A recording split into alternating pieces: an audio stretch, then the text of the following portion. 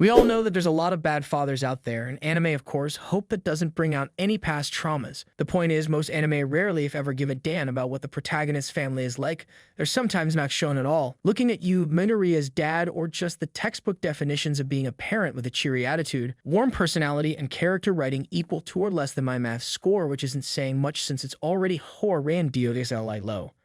When an anime does do something different, though, is by using them as a plot point to trigger something for the story's protagonist who actually matters, but the odds of that happening are few and far between, which is why today, we've compiled a list of the top 15 worst anime fathers of all time. Yep, these are the worst of the bunch that could have greatly eased their child's tensions and trauma by just not being there, so without further ado, let's get started. Number 15, Judge Vinsmoke. What's worse than being an angry, emotional father? Being an angry, emotionless father. Yep, that one didn't quite land right, Judge Vinsmoke, or for lack of a better term. Garuga is the actual king of the Germa kingdom and a specialized scientist in genetics, but the one thing he's most accomplished in is being a selfish, good-for-nothing idiot. Other than that, he's also the biological father of Sanji, and always went especially hard on him because he never gained the extraordinary abilities and powers. Sanji spent much of his early life being straight-up bullied and tormented by Judge Vinsmoke before being entirely disowned and thrown away. Judge Vinsmoke has also always manipulated his children to use them as tools for political gain and completely disregarded their individual aspirations and desires, strongly prioritizing genetic enhancements and scientific experiments over properly nurturing his family bonds. Now, if that he's a bad father, I don't know what is. Later on in the whole Cake Island arc, he was thought to have slightly redeemed himself by welcoming Sanji back into the family, but it was revealed that he actually wanted to suck up to Charlotte Linlin. All of these, along with him readily willing to sacrifice his own children for the sake of his personal gains, is definitely enough to grant him a place on this list. Number 14, Shuichi Makase. Bad fathers come and go, but what you can't find that commonly is a bad father jealous of his daughter's accomplishments. Yep, you heard that right. Shuichi Makase, father of Karaise Makase from Steins Gate, hates getting outshined, so when his daughter Karaise successfully developed time travel, he became intensely infuriated and decided to eliminate her, intending to take all the credit for her research. And when she's unintentionally injured by Obake, Shuichi refers to it as a form of poetic justice. By the end of Steins, Gate Zero is shown to be completely unlikable, but his harsh personality and behavior was obvious from the very start. Pair that with his unchecked jealousy, and all this led him to be emotionally distant and cold towards his own child, who always expressed her love for him despite his many, many flaws. Shoichi deliberately told his daughter that she had no purpose in life and took her research and work, justifying his mistreatment of Karaise by claiming she had apparently turned him into an object of laughter in the scientific community. I feel that all the above-mentioned reasons, as well as his obviously ugly-looking face, are enough to justify placing him above the dump truck that is Judge Vinsmoke. Number 13, Jing Freaks. As soon as his son Gon had been born, Jing was like, "All right, I'm off. No, seriously." From the very start of Hunter x Hunter, it's always been made obvious that Jing left his beloved son to go travel around the world as a hunter, a goal Gon took up because of his father that was never there for him. Now we see many anime parents who weren't there when their sons needed them, but Jing is one of the special cases where the parent has continuously prioritized their ambitions and neglected their responsibilities, choosing exploration and adventure over building a meaningful relationship and bond with his very own son. On top of that, Jing's actions have even put Gon's life in danger sometimes, showing off a clear level of recklessness for his child's safety. But guys, it's not all bad since Jing's character has been explored more in the show, but that isn't really enough to justify most of his actions. Number 12, Bondrewd. Ah yes, we finally got to this one. I think Bondrewd is one of those rare cases where everyone in the anime community genuinely agree that he's a bad father. Like seriously, saying he's got some issues to sort with his children is the understatement of the century. He's always considered a bad father figure because of his various unethical and morally wrong actions towards his children, particularly Riko and Nanachi, and his character embodies a twisted sense of parenthood, which is further added to by his obsessive pursuit of knowledge and power regardless of the consequences it might have on others. On top of all this, he blatantly shows a complete lack of love towards his children, subjects them to brutal experiments and dangers within the abyss, exposing them to extreme physical and psychological trauma. Instead of raising and protecting them, he manipulates and exploits them for his own selfish gains. Add all this to the fact that he displays a disregard for the decisions and consent of his children, and is always shown treating them as expendable tools in his quest for scientific discovery, showing no respect for their wishes or desires. He sees them merely as objects to be used and thrown away rather than children deserving of care and respect. Finally, Bondrewd's always viewed his children solely as means to achieve his goals, showing no genuine concern for their well-being or happiness. His cold and calculating behavior throughout further confirms his failure as a father figure to provide emotional support support, and guidance. I feel this is enough to explain just how wicked the path goes for Bondrewd and why he's on the list. Number 11. Musen Kimbutsuji. Okay, well, we're getting to the tricky ones, but I feel that being a bad father is pretty much guaranteed when you're a demon and your series' main antagonist, so I feel him being here shouldn't be much of a shocker for y'all. I mean, if you use the demons you literally create as slaves, then there isn't much left to be said. Also, let me just check the very first episode of Demon Slayer. And yep, he wiped out my boy Tanjiro's entire family other than his sister who turned into a demon. Regardless, here's a 10-page PowerPoint presentation on why he's not a good dad. First and foremost, the literal act of creating a demon isn't that of nurturing or guidance, but rather one of cruel manipulation in which he transforms innocent humans into demons to do his bidding through a process that inflicts immense suffering, pain, and strips away their humanity, as shown in the show thus far, sentencing them to an eternity of bloodlust and misery. This process shows his complete disregard for their life and consent, treating them as mere tools and objects for his own power and ambition. On top of that, his treatment of his demon children is shown through his very obvious cruelty and exploitation. He controls them through fear and manipulation, using violence and his indomitable strength to force his will upon them. Instead of providing guidance and support, he demonstrates his terror over them, effortlessly murdering the ones that fail to do his bidding. Finally, him not having any sort of emotional attachment to his children is evident in how he views them as disposable pawns rather than beings deserving of care or respect. Now, if that isn't enough to convince you yet, I don't know what is. Number 10.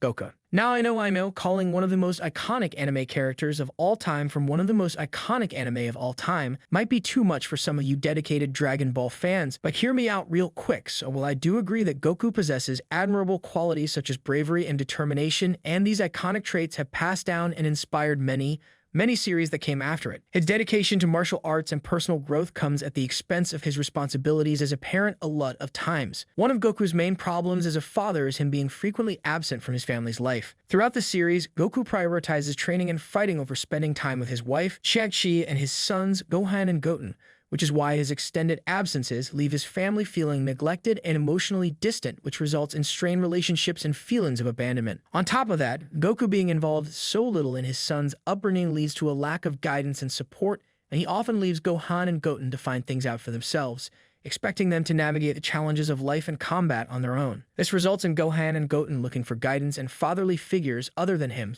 such as from Piccolo and Vegeta. Goku's reckless behavior and knack for putting himself in dangerous situations also puts the well-being of his family in danger, and his constant pursuit of stronger opponents and thrill-seeking adventures frequently gets him injured a lot, leaving his loved ones worried and anxious for his safety. So in a nutshell, while Goku loves his family deeply, his inability to balance his passion for martial arts with his responsibilities as a father ultimately makes him a less than ideal parent, meaning he needs to set his priorities straight sooner or later. Number 9. Dario Brando. Now, if you don't know, Dario is the father of the iconic CZAWARU user, Dio Brando, which is probably enough to put him on this list. But aside from raising a child buried so deep in hate, he had no choice but to throw it back towards someone else. Dario messed up in a lot of other stuff as a parent too. He basically epitomizes the definition of a terrible parent because of his abusive and selfish behavior. Dario is always shown to be a neglectful and abusive father, never caring for Dio in the slightest and always treating him as something less than human. He keeps subjecting him to physical and emotional abuse, and his skewed influence on Dio contributes greatly to his descent into villainy, since Dario's criminal lifestyle and lack of moral integrity serve as a negative example for his son, shaping his perspective and converting him into a ruthless and manipulative villain. Finally, Dario's actions towards Dio ultimately lead to his son's tragic fate, and by failing to raise and guide him towards a positive path, Dario sets him up on a dark path that contributes to Dio's transformation into one of the most notorious villains in anime period. Number 8. Rasa of the Sand. Dialing the wheel of time back a bit, we come to Rasa of the Sand from Naruto. Now, he did pass under the radar in the show, but utterly failed as the father Gagara for many obvious reasons, so let me explain why that is the case. Rasa of the Sand, or the fourth Kazekage for lack of a better word, is shown as a negligent and manipulative father, making him a prime example of a bad parent, since his actions towards his son, Gora, and his overall leadership of the Hidden Sand Village reveal huge problems in his fatherly role. To start off, Rasa's decision to have the one-tailed demon sealed within Gora at birth is way past the point of any return, since, instead of protecting his son, he views him as a weapon to strengthen the village's military power, sacrificing his son's happiness and safety for the village's gains. Additionally, Rasa's emotional abuse and neglect only add to Gaara's already troubled childhood, and he fails to provide Gaara with the love, support, and guidance that a father should offer, leading Gaara to grow up feeling isolated. Finally, Raz's betrayal of Gaara's trust by sending assassins to kill him further demonstrates his lack of concern for his son's life and basically is why he's such a bad father. Number 7. Grisha Year. Guys, are you really a bad father if your son went on to commit genocide? Yeah, thought so. I mean, Grisha Yeater is a pretty complex character who's criticized for the huge impact he had on Eren Yeater, a boy who would soon go on to murder 80% of the world's population. While Grisha's motivations are rooted in a desire to fight for freedom and protect his loved ones, his methods and choices ultimately contribute to a cycle of suffering and betrayal. To start off, his secretive nature with his family lead to a weird relationship with his son, Eren, since he always chose to withhold crucial information about their family's history and his own past, leaving Eren feeling confused and betrayed when he eventually learns the truth. Moreover, his decision to involve Eren in the fight against the Titans at such a young age shows off a clear lack of consideration for his son's well-being, since this eventually shapes Eren into a vengeful and emotionally scared man. Grisha's role in the larger conflict between Eldians and Marleyans fuels further bloodshed and suffering, ultimately adding to the constant cycle of hatred and revenge.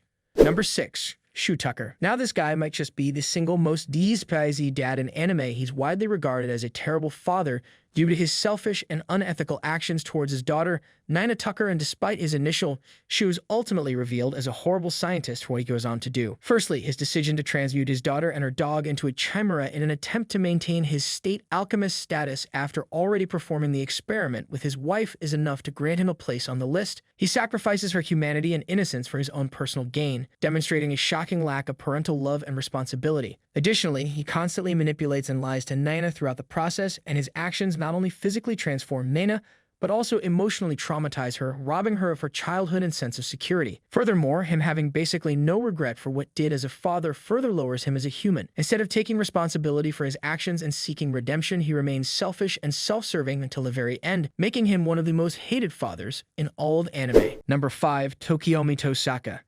Now this might come as a surprise to some of you, but it actually makes sense when you really think about it. Tokiomi's calculated behavior as a father has been apparent from the start, which ends up being really harmful for his daughter, Rin Tosaka. His actions show that he cares more about his own ambitions than his daughter's well-being, making him a classic example of a really bad father. First off, he basically sees her as a tool to increase the Tosaka family's influence in the mage world and doesn't show much love or care for her, treating her more like a means to his own selfish ends rather than his daughter. Plus, his choice to involve her in the Holy Grail War just shows he's willing to put her in harm's way for his own gain, as he throws her into a dangerous and violent situation without her consent, all because he's more focused on winning the Grail than her safety. And his cold and distant behavior leaves Rin feeling neglected and unloved all through her childhood. Lastly, his failure to give her the emotional support and guidance she needed as a child who was thrown into a battle as dangerous as the Holy Grail just makes her feel even more alone and isolated. Number 4. Gendo Ikari. This one shouldn't surprise anyone because Gendo Ikari is like the worst aspects of all the dads on this list rolled into one. Throughout the show, Gendo puts his own beliefs above what's best for his son, Shinji. First off, he totally fails to give Shinji the love and support a dad should, being all cold and distant, which just makes Shinji feel like he's not wanted or loved, adding to his already big pile of insecurities and problems. On top of that, Gendo plays mind games with Shinji and uses his weaknesses to get what he wants, treating Shinji more like a tool for his own plans, even if it means putting him in danger. And when Gendo straight up abandons Shinji, it just makes him feel even more alone and abandoned. Instead of being there for his son, Gendo just straight up leaves Shinji to deal with everything happening around him. All in all, his actions as a father in the series show him as a selfish and careless parent who cares more about his own goals than taking care of his son. Number 3. Charles Z. Britannia. Charles Z. Britannia is shown as a controlling ruler whose actions as a father make his son, the Loch Vi Britannia, suffer. He's obsessed with power and making his vision of a perfect world happen. So much so that he forgets being a decent parent. He cares more about taking over the world and making his new world order happen than being a good father, and sees his kids as nothing more than tools to help him achieve his goals and uses them for his political schemes without caring about what they want or feel. Plus, his emotionally distant behavior makes Lelouch feel unloved and abandoned since he isn't given the support and love he needs, which makes them easy targets for other people to use and manipulate. And to make things even worse, he does some brutal things to Lelouch, like wiping his memories and completely abandoning him, which just proves he's one of the worst anime fathers out there, no question about it. Number 2. Enji Endeavor Todoroki. Endeavor is often seen as a messed up dad whose actions really hurt his family, especially his son Shoto Todoroki. Even though he's a successful, second highest ranked hero, Endeavor's torturous behavior and obsession with being powerful make him a classic example of a bad father. First off, he treats Shoto like he's just a tool to beat All Might, which shows he only cares about himself and doesn't think about how hard it is for his son to handle all that pressure and training from such a young age. Plus, Endeavor's awful treatment of his family, especially his wife, proves his selfishness and abusiveness. His angry outbursts and ignoring them make home a terrible place for his kids, leaving them emotionally traumatized for a very long time. And to top it off, he doesn't really try to redeem all his terrible actions for a very long time, which only pushes his family further away. Even though he tries to make things right later on, the damage he caused to his kids is already done, making him a very flawed parent. Number 1. Gambino.